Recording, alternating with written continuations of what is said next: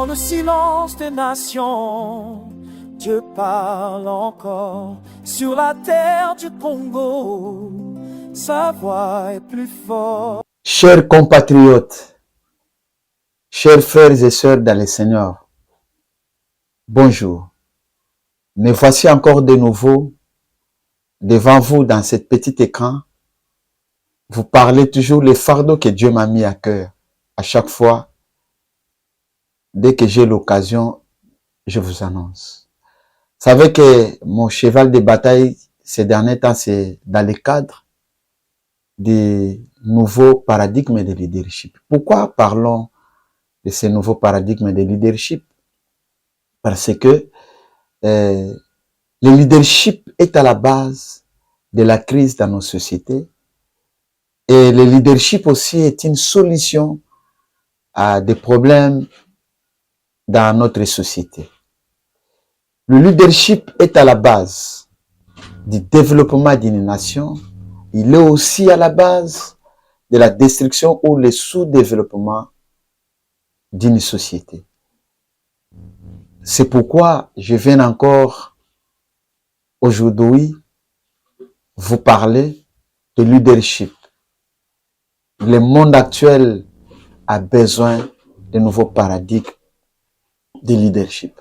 C'est pourquoi aujourd'hui, le 25 mars 2026, j'aimerais vous parler sur le premier chapitre que nous commençons, c'est le nouveau paradigme de leadership. Chers compatriotes, je ne pourrais pas encore commencer à révéler ou à expliquer le nouveau paradigme de leadership sans avoir d'abord parlé ou énuméré certains anciens modèles qui ont montré leur insuffisance ou leurs limites. Parmi les anciens modèles qui a déjà existé dans notre planète, à ce qui concerne le leadership, nous voyons par exemple du Great Man Theory. Nous voyons la romance du leadership, le leadership narcissique, ainsi que les 5 niveaux de leadership de John Maxwell. Parce que nous ne pourrons pas commencer à parler sur quel type de leadership actuel que la RDC a besoin. Il fallait commencer par le commencement.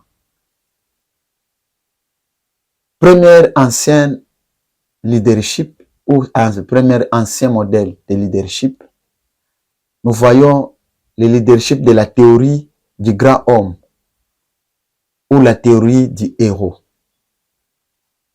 Qu'est-ce que ça signifie?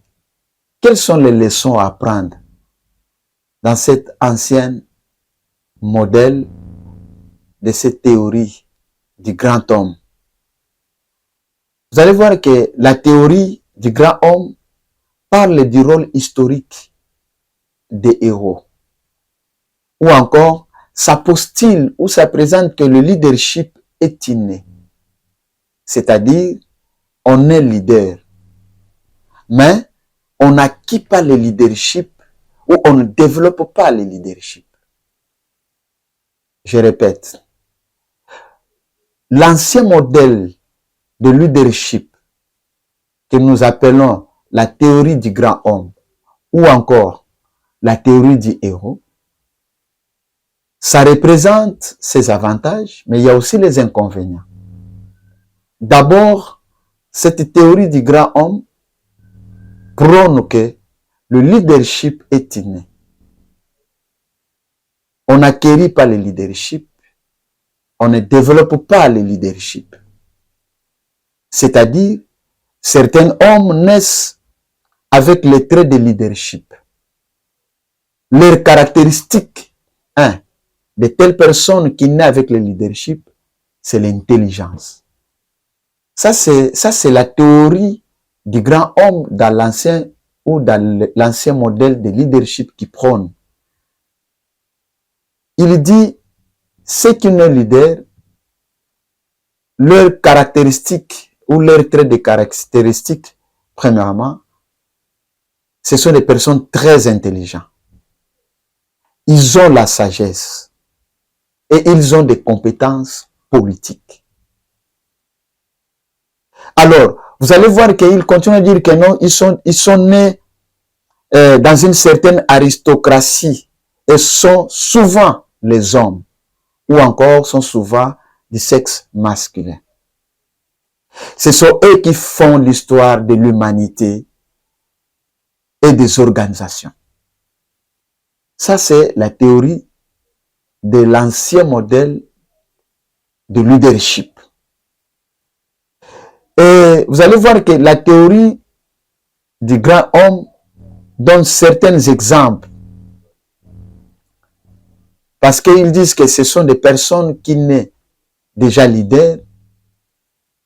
Leur trait de caractéristique, c'est l'intelligence, c'est la sagesse. Ils ont les compétences politiques. On n'en disconvient pas. Ce sont eux qui gèrent les organisations. Ce sont eux qui sont les créateurs des organisations, les créateurs des nations, etc. Et souvent, ils sont hommes ou encore masculins. Ce sont eux qui font l'histoire de l'humanité. On donne l'exemple, par exemple, le créateur des religions, comme Moïse, comme Mahomet, des missionnaires influents dans la Bible, comme Paul, après Jésus-Christ. Vous allez voir que ce sont des exemples de personnes et que cette théorie nous donne. On pourrait encore ajouter des génies musicaux comme Mozart ou Beethoven, des dirigeants politiques comme Jules César, Napoléon Bonaparte et son rôle dans la Révolution française. On doit continuer aussi à donner encore certains exemples tels que le philosophe allemand Nietzsche qui parlait toujours d'un surnom, c'est-à-dire que Nietzsche nous explique que dans le cadre de la théorie, je vais citer encore le philosophe allemand Nietzsche qui parle toujours, il accentue sur la théorie du grand homme.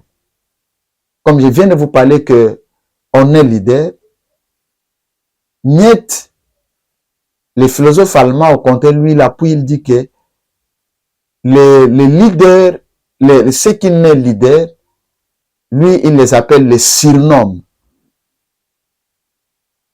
Alors, vous allez voir que d'autres philosophes parlent de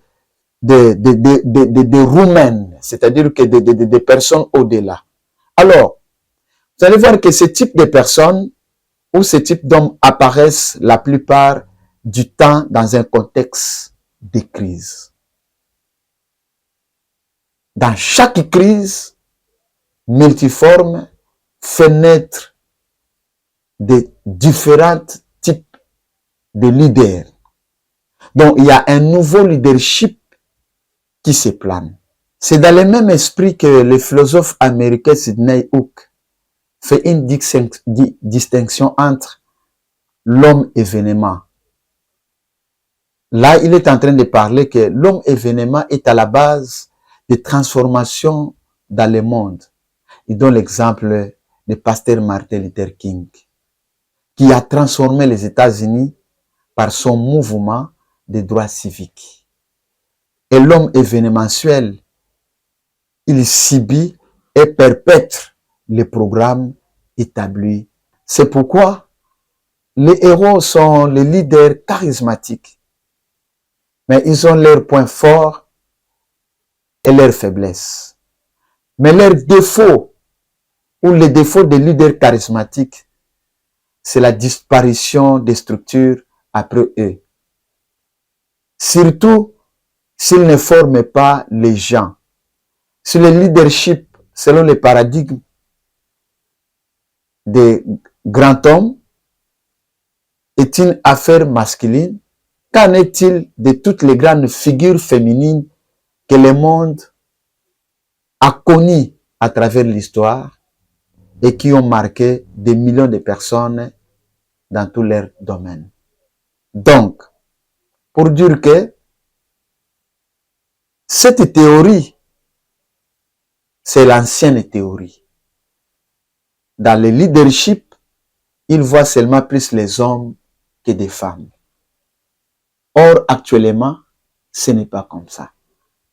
C'est ici que nous nous arrêtons pour aujourd'hui et prochainement, nous allons continuer les seconds anciens paradigmes de leadership. Que Dieu vous bénisse. Merci.